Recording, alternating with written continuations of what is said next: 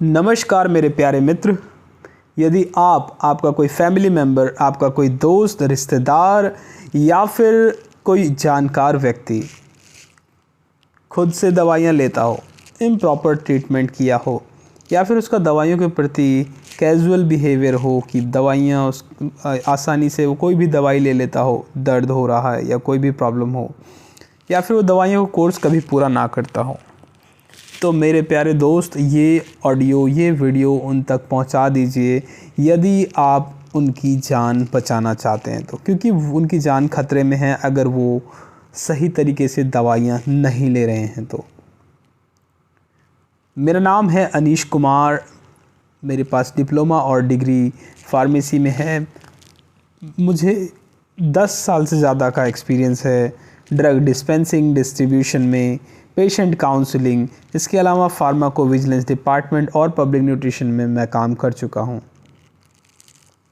दोस्तों, self medication कितनी ख़तरनाक है, आज मैं इस पे चर्चा करने जा रहा हूँ।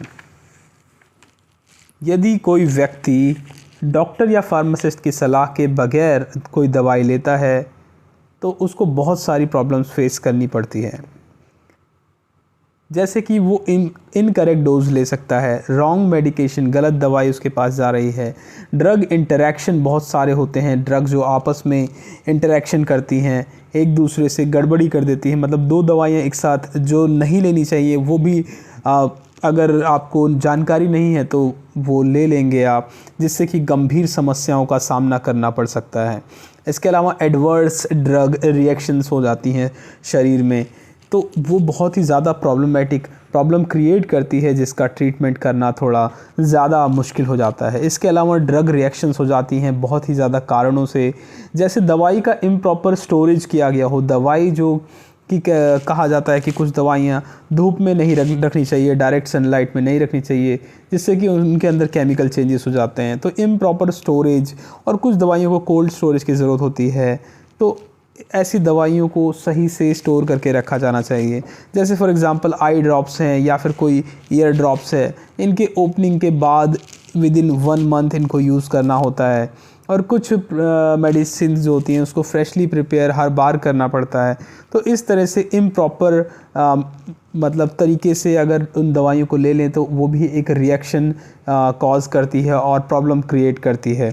उसके अलावा रॉन्ग रूट ऑफ एडमिनिस्ट्रेशन से, फॉर एग्ज़ाम्पल कोई मेडिसिन है, उसको कहा गया है कि भाई उसको अगर इंट्रावेजिनली देना है या फिर कोई और रूट ऑफ एडमिनिस्ट्रेशन है, फॉर एग्ज़ाम्पल इंट्रामस्कुलर है या फिर इंट्रावेनस है, तो उस रूट ऑफ एडमिनिस्ट्रेशन को अगर गलत कर दिया जाए तो भी एक बहुत ज़्यादा प्रॉब्लम क्रिएट हो जाती है।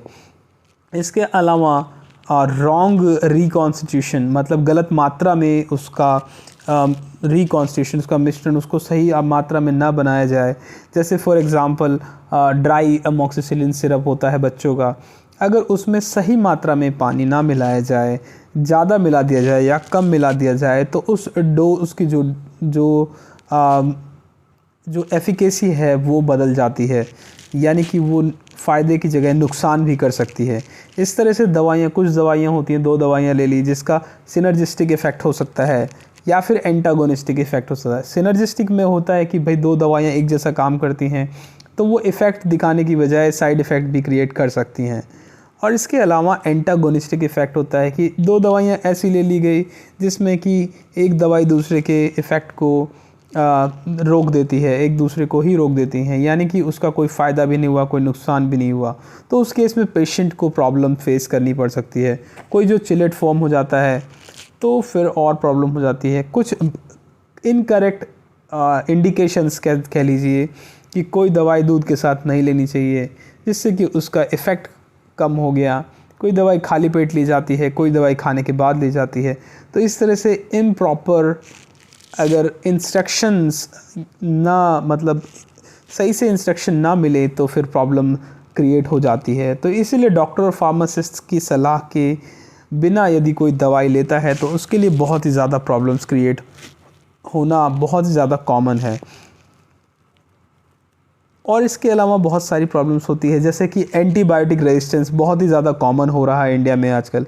देखिए एंटीबायोटिक रेजिस्टेंस होता क्या है कि जब दवाई असर करना बंद कर देती है, उसके बाद जैसे फॉर एग्ज़ाम्पल कोई व्यक्ति बीमार पड़ता है और उसको कोई गंभीर समस्या हो गई है, तो अब उसको एंटीबायोटिक काम नहीं करेगी, और उसको अगर वही एंटीबायोटिक देना है उसे ठीक करने के लिए, तो वो उस समय एंटीबायोटिक काम नहीं करेगी, तो उसको फिर उसके बाद और ज़्यादा प्रॉब्लम क्रिएट होगी, तो एट द एंड उसके बाद उसकी मौत निश्चित है। जैसे फॉर एग्ज़ाम्पल ट्यूबरक्यूलोसिस के केस में 6 महीने का कोर्स करवाया जाता है पेशेंट को। अगर उस पेशेंट ने सही तरीके से उस कोर्स को कंप्लीट कर लिया तो ठीक है, अगर नहीं किया तो उसके बाद उसको सिर्फ एक मौका और मिलेगा कि वो उस ट्रीटमेंट को पूरा कर ले, तो उसके बाद उसको कोई मौका नहीं मिलने वाला, उसके बाद उसे फिर भगवान के पास जाना ही पड़ेगा। तो इसीलिए बहुत ही ज़्यादा प्रॉब्लम क्रिएट हो जाती है एंटीबायोटिक रेजिस्टेंस की वजह से। तो एंटीबायोटिक का रेजिस्टेंस ना होने दें, इसीलिए डॉक्टर और फार्मासिस्ट की सलाह से ही दवाइयाँ लें। इसके अलावा रिसेप्टर डैमेज हो सकते हैं, एक्यूट एलर्जिक रिएक्शंस या फिर एनाफाइलेक्टिक शॉक्स भी हो सकते हैं। अब देखिए इनसे प्रॉब्लम क्या होगी, इतनी सारी चीज़ें जो मैंने बताई, incorrect dose, wrong medication, drug interaction, adverse drug reaction due to improper storage, route of administration, और भी बहुत सारी चीज़ें मैंने बताई, synergistic effect, antagonistic effect, antibiotic resistance, receptor damage, acute allergic reactions और एनाफाइलेक्टिक शॉक्स। तो इससे होगा क्या, हार्ट अटैक आने के चांसेस हैं बहुत ज़्यादा कॉमन, बहुत ही ज़्यादा कॉमन। इंडिया में एक मेजर कॉज बन के सामने आ रहा है हार्ट अटैक आना, बहुत ही ज़्यादा गंभीर समस्या के रूप में देखा जा रहा है हार्ट अटैक। इसके अलावा किडनी फेलियर बहुत ही ज़्यादा इजीली, लिवर और किडनी में जो ड्रग है ज़्यादातर रिलीज़ होती है, इसलिए लिवर और किडनी बहुत ही ज़्यादा कॉमनली डैमेज हो जाते हैं। लंग इन्फेक्शंस होना बहुत ज़्यादा कॉमन है, तो ये भी बहुत कॉमनली देखा जा रहा है कि डस्ट पार्टिकल्स और भी बहुत सारी इन्फेक्शंस बहुत ज़्यादा ईजीली। अब देखेंगे कि क्यों हो रहा है ये, क्योंकि देखिए ऑटो इम्यून डिसऑर्डर, अभी इसके बारे में भी बात करेंगे कि ऑटो इम्यून डिसऑर्डर्स जो है वो बढ़ती जा रही हैं, इसकी वजह से लंग डैमेज होना भी बहुत ज़्यादा कॉमन होता जा रहा है। इसके अलावा eye sight, loss of eye sight भी हो सकती है, ब्रेन डैमेज जो बहुत ही ब्लड बैक को क्रॉस देती है, उसके बाद वो डेडली ब्रेन को भी डैमेज इसके अलावा प्रॉब्लम्स बहुत इजीली देखने को, मतलब बहुत कॉमनली देखने को मिल जाती है, लेकिन एक सीरियस और साइड इफ़ेक्ट्स हो सकते हैं इनके, जैसे मेल में इम्पोर्टेंस, यानी कि नपुंसकता हो सकती है मेल में, और फीमेल में बांझपन यानी इनफर्टिलिटी देखने को मिल जाती है। इसके अलावा गैस्ट्रिक प्रॉब्लम्स तो भाई और इरिटेबल बोल सिंड्रोम। इसके अलावा कॉन्स्टिपेशन बहुत ही कॉमन है, ड्यूडेनल एंड कोलोनल अल्सर तो बहुत ही ज़्यादा कॉमन है।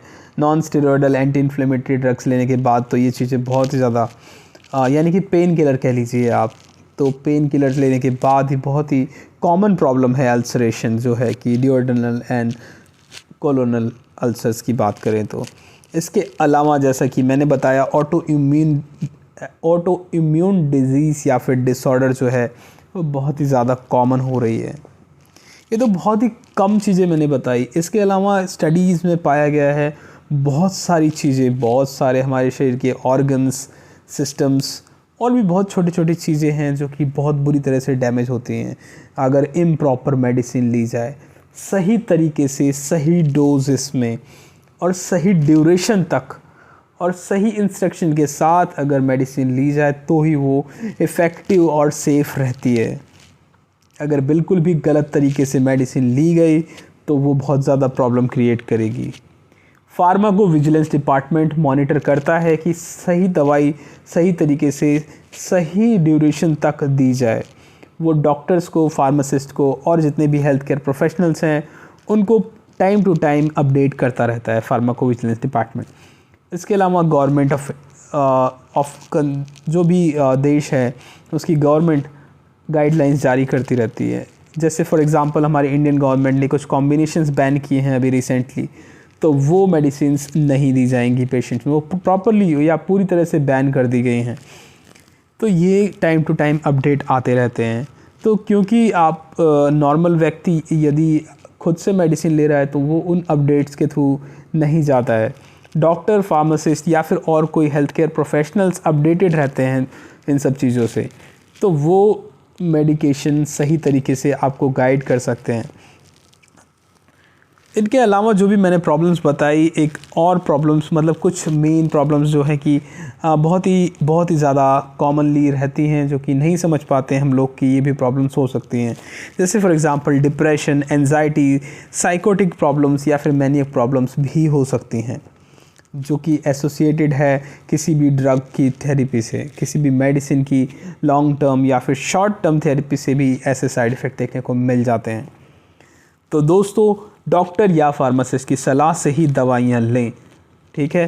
तो ये वीडियो या ऑडियो आप अपने दोस्तों, रिश्तेदारों को ज़रूर पहुँचाएँ, क्योंकि ये उनके लिए बहुत ही ज़्यादा ज़रूरी है।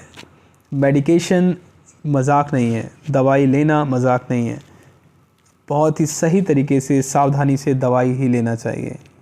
और हाँ, जितना आपको प्रिस्क्राइब किया गया है उस कोर्स को पूरा करें, उससे ना तो ज़्यादा लें और उससे ना तो कम लें। डॉक्टर और फार्मासिस्ट से पूछते रहें, क्वेश्चन करें, आपका हक है, आपको जानना आपका अधिकार है। जानने की कोशिश करें, समझने की कोशिश करें, लेकिन खुद से दवाइयाँ ना लें। आज के लिए इतना ही, फिर मिलेंगे, तब तक के लिए जय हिंद, जय भारत।